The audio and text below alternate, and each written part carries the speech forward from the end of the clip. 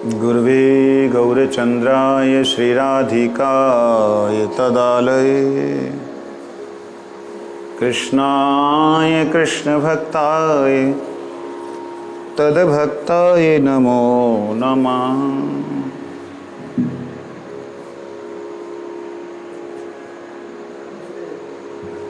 श्री कृष्ण चैतन्य प्रभु नित्यानंद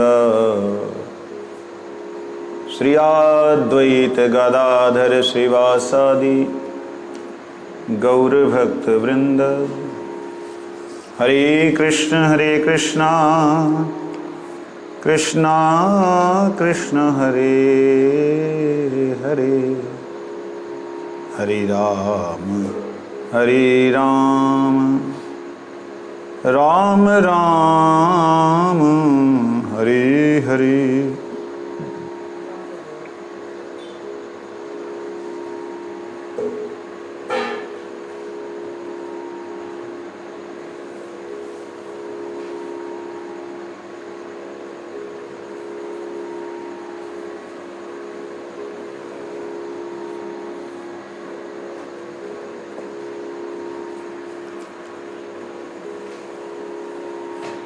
हम लोग यहाँ पर गजेंद्र उपाख्यान श्रवण कर रहे हैं। गजेंद्र ने जो स्तव किया है उसे सुन रहे हैं। ओम नमो भगवते तस्मै यत्तेतच्चिदात्मकम् पुरुषायादिबीजाय परेशायाभिधीमहि। यस्मिन्निदं यतश्चेदं येनेदं य इदं स्वयं यो अस्मात् परस्माच्च परस्तं प्रपद्ये स्वयंभुवम्। य आयस्वात्मनिदं निजमायार्पितं क्वचिद्विभातं क्वचित् तिरोहितम् अविद्धदृक्साक्षुभयं तदीक्षते स आत्ममूलो अवतु मां परात्परा। कालेन पञ्चत्वमितेषु कृत्स्नसो लोकेषु पालेषु च सर्वहेतुषु तमस्तदासीदगहनं गम्भीरं यस्तस्य पारे अभिविराजते विभु।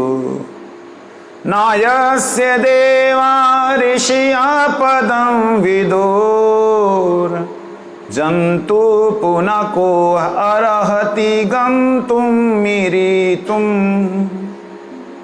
यथा नटस्याकृतिभिरभिचेष्टतो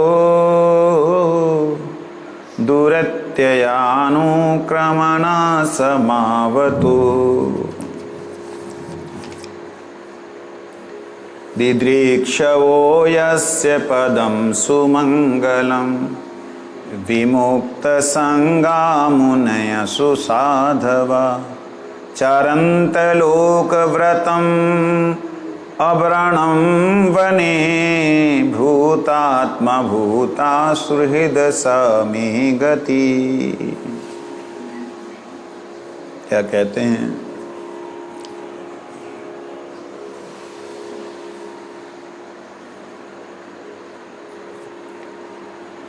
कल हमने श्रवण किया था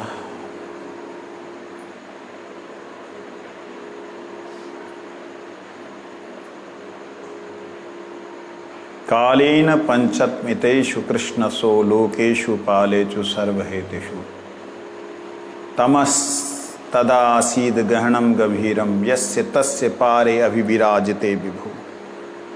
जो सबसे परे है, जो सृष्टि स्थिति लय करने वाले देव हैं, देवाधिदेव हैं, उनसे भी जो परे हैं।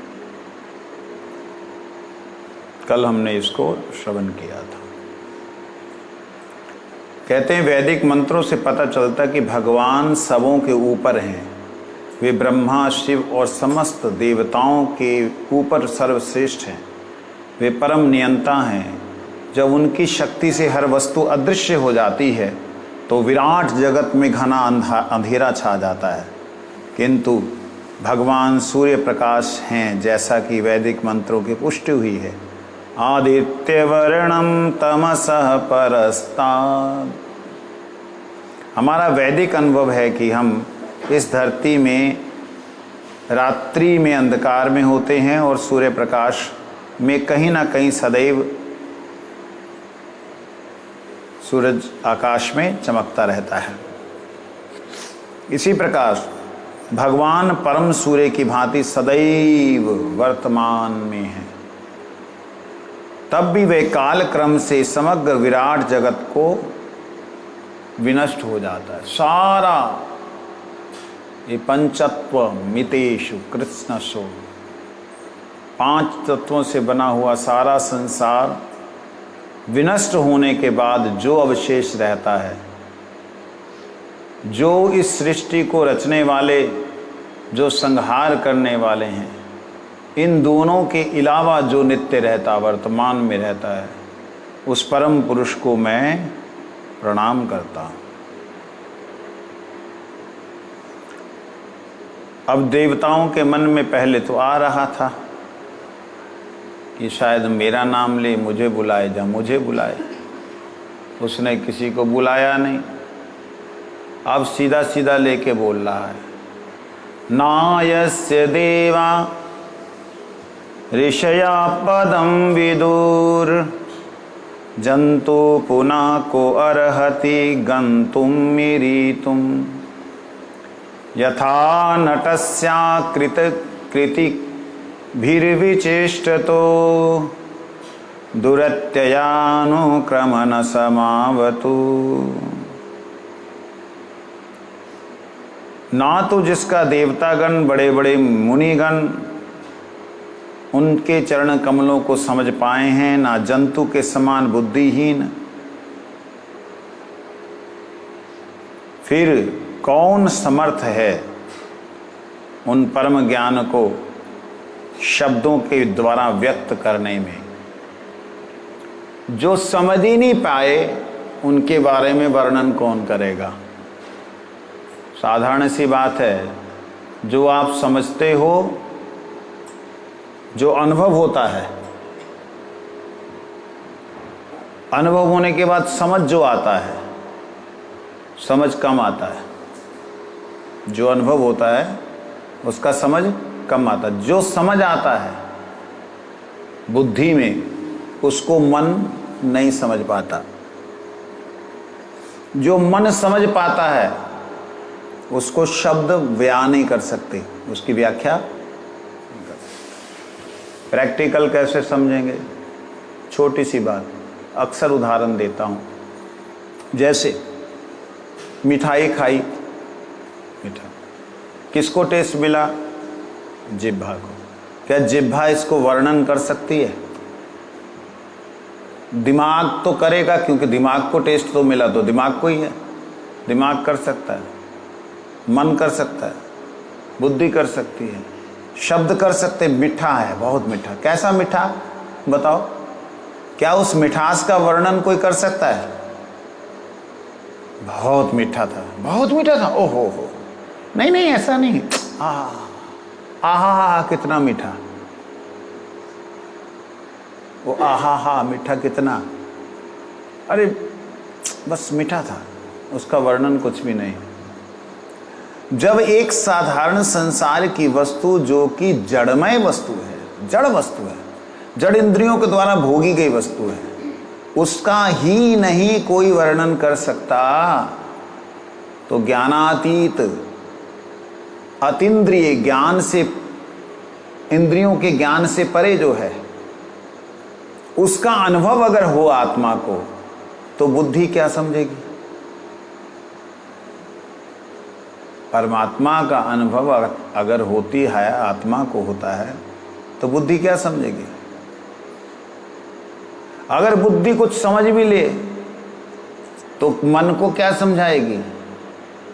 मन को अगर कुछ समझा भी ले तो यहां कहते हैं ईरीतुम, अर्थात शब्दों में व्यक्त कौन करेगा?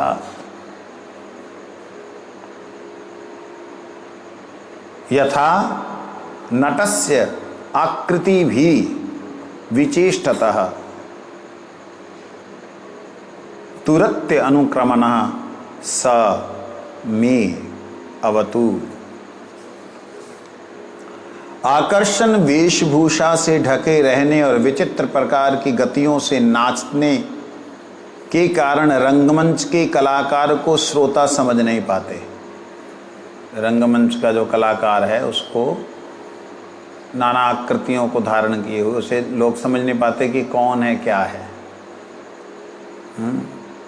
इसी प्रकार परम कलाकार के कार्यों और स्वरूपों को बड़े बड़े मुनिगण देवतागण समझ नहीं पाते। बुद्धिहीनों को तो तनिक भी नहीं आ सकता। और फिर तो मैं पशु हूँ, मेरे को क्या समझ आएगा? कौन बोल रहा है? गजेंद्र। गजेंद्र कह रहे हैं ना। फिर कहते हैं बुद्धिहीनों को कहाँ से समझ आ जाएगा? जब मुनि गण देवता गण ही नहीं समझ पाए तो मैं बुद्धिहीन पशु हूँ, मैं क्या समझूंगा? कहते ना तो देवता, ना मुनि, ना ही बुद्धिहीन मनुष्य भगवान को समझ नहीं सकते। वे उनकी वास्तविक स्थिति की अभिव्यक्ति नहीं कर सकते। जिनकी वो वास्तविक स्थिति की नहीं कर सकते, वो परम चरम सबके कारण जो भी हो वो मेरी रक्षा करे। ऐसा नहीं दिखाई दे रहा है इसमें कि गजेंद्र को कोई रूप के बारे में पता है, ऐसा लग नहीं रहा। लेकिन स्तुति में ऐसा लग रहा है कि वो कोई परम सत्ता को बुला रहा है, कोई सर्वशक्ति मान को बुला रहा है। इसीलिए यहां पर स्वामी महाराज जी ने एक बात लिखी है।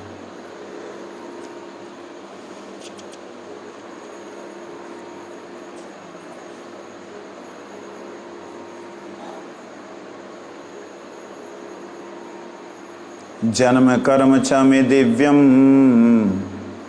एवं जो वेत्ति तत्वतः त्यक्त्वा देहं पुनर्जन्म नयति मामे तुसो अर्जुन।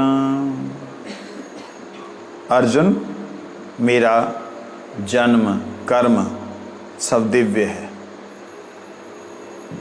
दिव्य का मतलब क्या होता है? आम नहीं है, जैसा तू सोच रहा वैसा नहीं है। तू सोचता है सवेरे सूर्य उदित होता है, शाम को अस्त होता है, ऐसा नहीं है। ना सूर्य कभी उदित हुआ है और ना ही कभी अस्त हुआ है। बेटा ये दिव्य है। सूर्य कभी उदय अस्त होता है? और तो लिखा रहता पंचांग में, उदय हुआ अस्त हुआ, चंद्र उदय हुआ अस्त हुआ, अमुक तारा अमुक नक्षत्र उदय हुआ अस्त हुआ। ये उदय अस्त हमारी भाषा में इसलिए समझ में आता है कि हमारी इतना चिंतन शक्ति नहीं है कि हम उसे प्रत्यक्ष सब समय देख सकें। जब हमें दिखाई देता तो हम उदय बोल देते, जब दिखाई नहीं देता हम अस्त बोल देते। वास्तविकता में तो वो हमेशा ही व्यस्त है, ना उदय है ना अस्त है। वो तो हमेशा अपना काम कहते। इसी प्रकार से भगवान कहते हैं अर्जुन, ये जन्म कर्म मेरा दिव्य है। तो सोचता है अपरम भवता जन्म परम जन्म वैश्विता। हे प्रभु, आपका तो अभी जन्म हुआ कुछ दिन पहले मेरे से, आप इसको कैसे कह रहे हैं? भगवान कहते हैं बहुनी मैं वेतितानि जन्मानि तब च अर्जुन तहन्यम वेद सर्वाणि न तुम वेत्था परम तप। अर्जुन, बहुत से जन्म हुए हैं तेरे, मैं भी बहुत बार आया हूं, लेकिन तू नहीं जानता है, लेकिन मैं सब कुछ जानता हूं। आज एक महात्मा जी किसी को फिर उपदेश उल्टा सीधा दे रहे थे। मैं बोला नहीं, आज चुपचाप आगे निकल गया। कह रहे हैं वो है ना अविनाशी, अमल अविनाशी, एक दोहा है। जो भगवान हैं वो अविनाशी हैं, उनका जन्म नहीं होता है, वो जन्म नहीं लेते, इस संसार में नहीं आते, वो अविनाशी हैं। इसका कहने का मतलब था कि जिनका जन्म हुआ है वो नाश होने वाले, रामकृष्ण इत्यादि, ये कहने का उसका मतलब था। ऐसे ही एक बहुत अपने आप को बहुत ही ज्ञानी समझने वाले, जिन्होंने बाराबंकी में धूम मचाई हुई थी, उन्हीं के गुरभाई लोगों ने पंजाब में भी बड़ा लाखों की संख्या में दुनिया पीछे लगा रखी है। और रामपाल जेल में है, जो अभी लोग बोलते हैं महाराज जी आप नाम मत लिया करो। जब वो हमारे ठाकुर जी का नाम लेके बकवास करते हैं तो हम सही बात भी ना लोगों को बताएं। वो कहता है कि ब्रह्मा विष्णु महेश किसके पुत्र हैं, किसके बच्चे हैं? ब्रह्मा विष्णु महेश किसके बच्चे हैं? जिस ब्रह्म से हुए हैं उस ब्रह्म के बच्चे हैं। और पार ब्रह्म कौन है? कबीर साहब। गीता जी को फ्री में बांटते हैं 10-10 रुपए की, जो कि 50-50, 30, 40-40 रुपए की बनती है, फ्री में यहाँ पे बांट के जाते हैं। मेरे से एक बार इंटरनेट पे तर्क हुआ। मैंने उनको बोला कबीर साहब कौन कबीर? कहते अरे 500 कुछ साल पहले आए, ये वो। मैं कहूँ तो मर गया बेचारा, ऐसे बोला मैंने। मैं कहता तो मर गया। कहते आप अरे वो प्रत्यक्ष हैं, ब्रह्म है। मैं कहा अच्छा वो है और राम नहीं है। आत्मा अजर अमर नित्य विनाशी है, ये बात तुम्हारी कबीर को समझ नहीं आई। कबीर को तो आ भी गई होगी, तुम लोगों को समझ नहीं आई। जब एक आत्मा अमर अजर नित्य विनाशी है और तुम उस कबीर को बोल रहे हो कि वो भी है, उसका धाम भी है, फिर तुम्हारे को रामकृष्ण को मानने में क्या तकलीफ है भाई? वो नष्ट हो गए और कबीर तुम्हारा बाप बैठा हुआ है। ऐसे मूर्खों को अच्छा ही अंदर है। मैं उनके ऊपर केस करने लगा था। हमारे सुप्रीम कोर्ट के बड़े अच्छे मित्र चेतन शर्मा, उनसे मैंने बोला इनके ऊपर केस करो।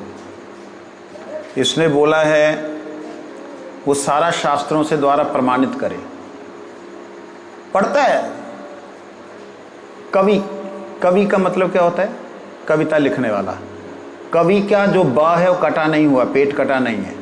सिंपल है ना, छोटी की मात्रा कवि।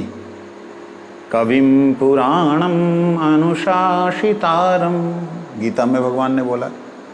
जो कविम है वो पुराण, सबसे आदि है, मतलब उनका जो ज्ञान है वो आदि है, उनके द्वारा शासन होता है। उस बेवकूफ़ ने इस कबीर को क पेट कटा हुआ, ब बड़ी ई की मात्रा र, कहते कविम नहीं है, वहाँ कबीर है। भगवान भी गीता में उसकी स्तुति कर रहे हैं। देखो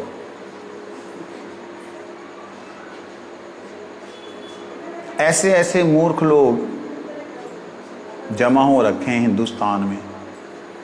बोलने की आज़ादी है इसलिए कुछ भी बोल जाओ।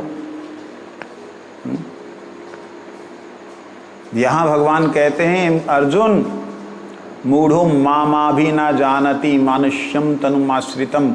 मूढ़ व्यक्ति है जो मुझे नहीं जानते हैं कि मैं मानुष्यम तनुम।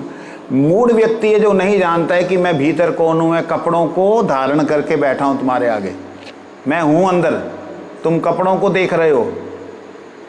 मानुष्यम तनुम आश्रितम, जैसे मैं कपड़े का आश्रय लेके बैठा हूँ, ऐसे मनुष्य तन को आश्रय लेके भगवान बैठे। तो प्रश्न होता है मनुष्यम तनुम आश्रितम मतलब मनुष्य है नहीं, वो उस तन को आश्रय लेके आते हैं। ज्योति जो है वो उस तनु को आश्रय लेके आती। इसका मतलब ऐसा कहा जा सकता है, अरे मुझे बताओ, हाथी का कपड़ा आप पहन लोगे?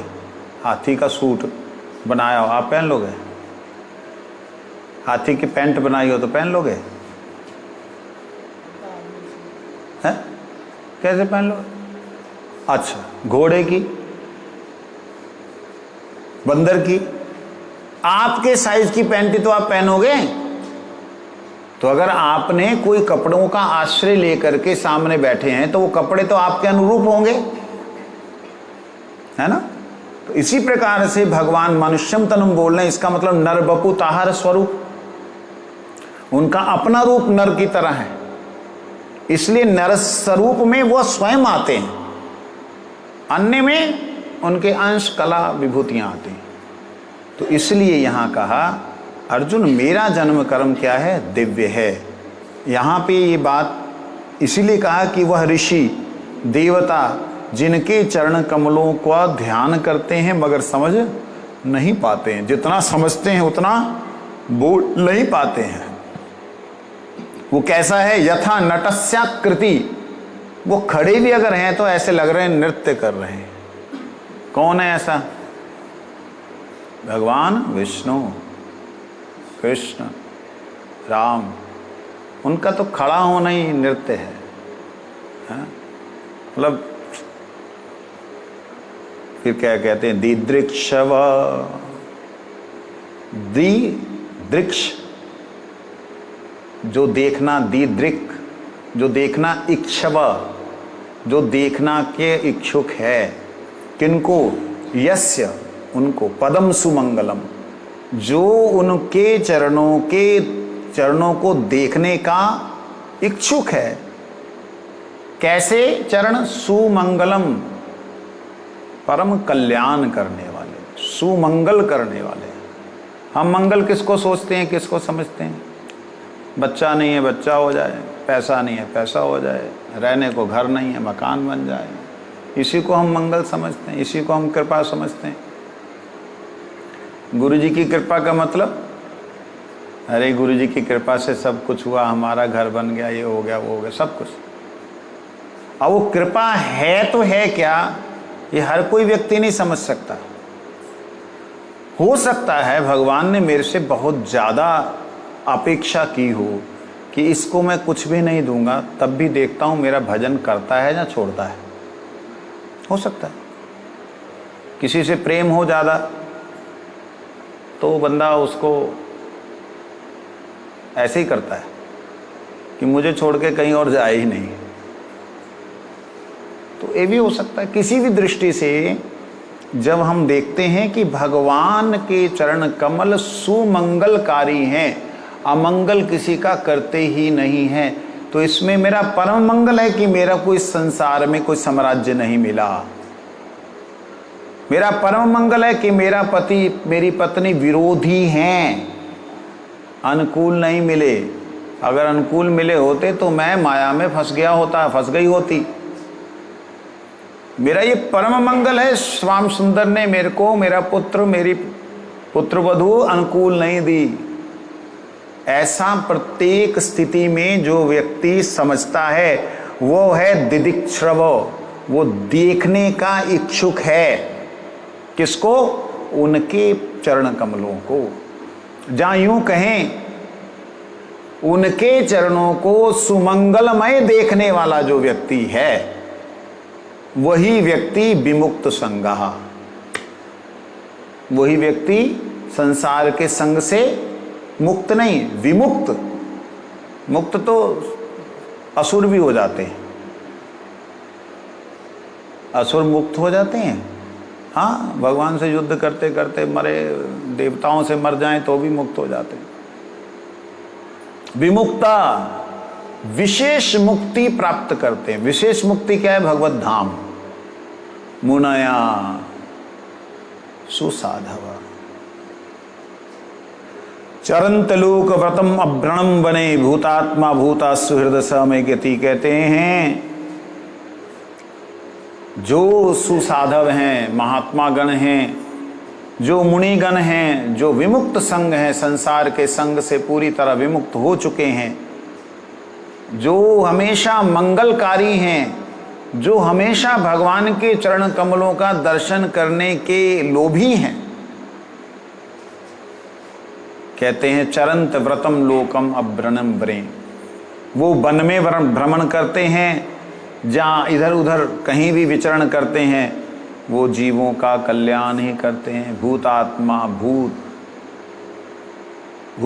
भूता सुहृद समे गति, वही वास्तविकता में सारे जीवों के मित्र हैं। कौन?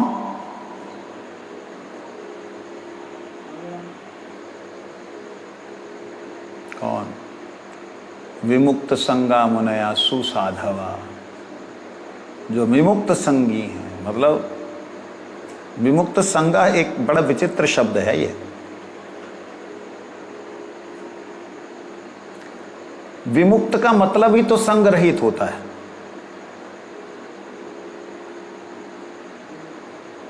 विमुक्त मतलब मुक्त है, जिसको कोई भी संग नहीं। अब इसका उल्टा सीधा अर्थ करके देखते हैं, एक नया अर्थ प्रकाशित होता है। कहते हैं तो विमुक्त लेकिन संग में है। इसका सीधा अर्थ तो है जो संग से विमुक्त हो गया। साधारण अर्थ है जो संसार के संग से पूरी तरह विमुक्त हो गया। ठीक है जी। और एक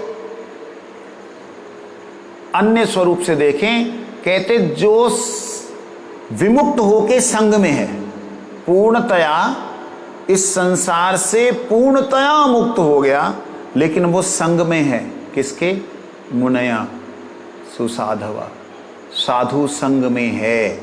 ऐसा जो महापुरुष है, जो हमेशा साधुओं का साधवों का संग करता है, वो भूतात्मा भूता सुहृद समे गति, वो सभी भूतात्माओं की, अर्थात भूतात्मा मतलब प्रेतात्माएं नहीं, जिन्होंने शरीर धारण कर रखा है वो सारे भूतात्मा, उन सभी भूतात्माओं के वो सुहृद हैं, वही मेरी गति है।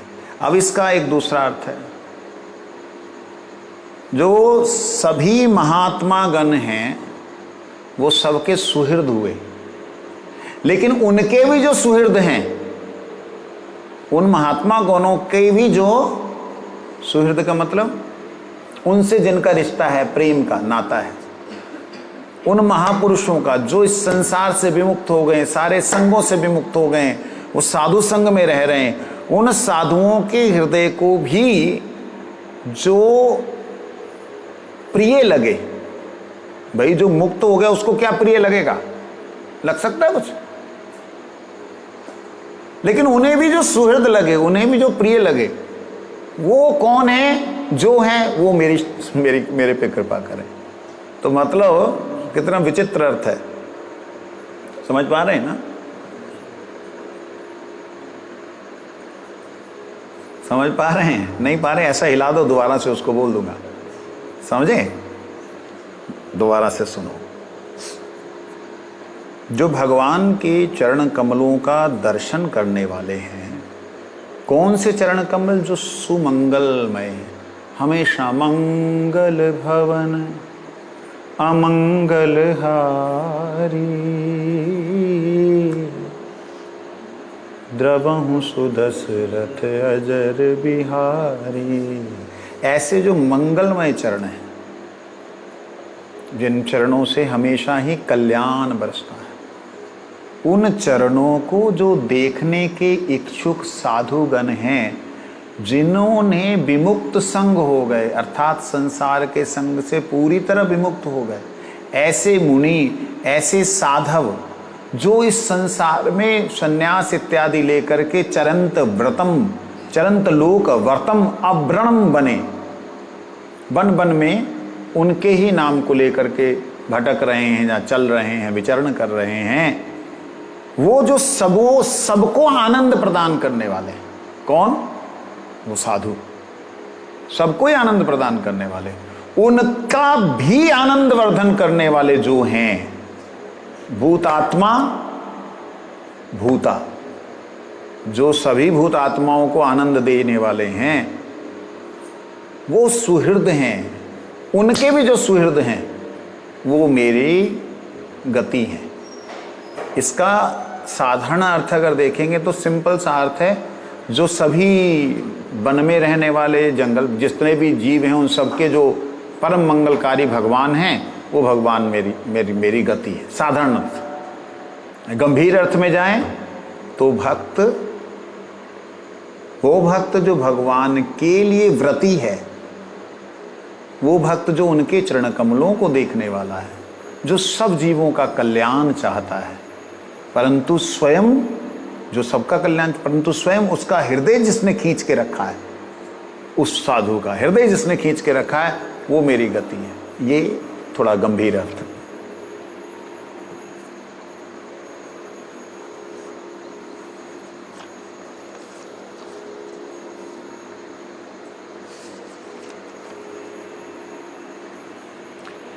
कहते हैं इस श्लोक में भक्तों या उच्च आध्यात्मिक चेतना वाले व्यक्तियों के गुणों का वर्णन है। भक्त सबों पर समान दृष्टि रखते हैं, वे उच्च तथा निम्न जातियों में कोई अंतर नहीं देखते। पंडितः समदर्शिनः, वे हर एक को आत्मा के रूप में देखते हैं जो भगवान का अंश है, क्योंकि आत्मा भगवान का अंश है। इस प्रकार वे भगवान की खोज करने के पात्र होते हैं। वो भगवान की खोज करते हैं, उनके चरणों को ढूंढते हैं, ये समझते हुए कि भगवान हर किसी के, हर जीव के सुहृद हैं, बंधु हैं, मित्र हैं, सखा हैं। वे भगवान हर ओर से मित्र का व्यवहार करते हैं। मतलब वो जो भी जीव हैं वो भगवान की ही कृपामयी मूर्ति, भगवान की ही शक्ति है, ऐसा जो भाव रखता है। वे राष्ट्र और जातियों में भेद न बरतते हुए कृष्ण भावनामृत द्वारा अर्थात भगवत गीता के आदेशों का उपदेश देते हैं। इस प्रकार भगवान के चरण कमलों का दर्शन पाने के पात्र होते हैं। कृष्ण भावनामृत में ऐसे उपदेशक को परमहंस कहा जाता है, जैसे कि विमुक्त संज्ञा से सूचित किया गया है। उन्हें भौतिक परिस्थितियों से कुछ भी लेना देना नहीं रहता। मनुष्यों को चाहिए कि भगवान का दर्शन करने के लिए वे ऐसे भक्त की शरण में जाए। स्वामी महाराज जी ने इसको लिखा है। देखिए अभी तक क्या वर्णन लग रहा था कि भगवान का कोई तो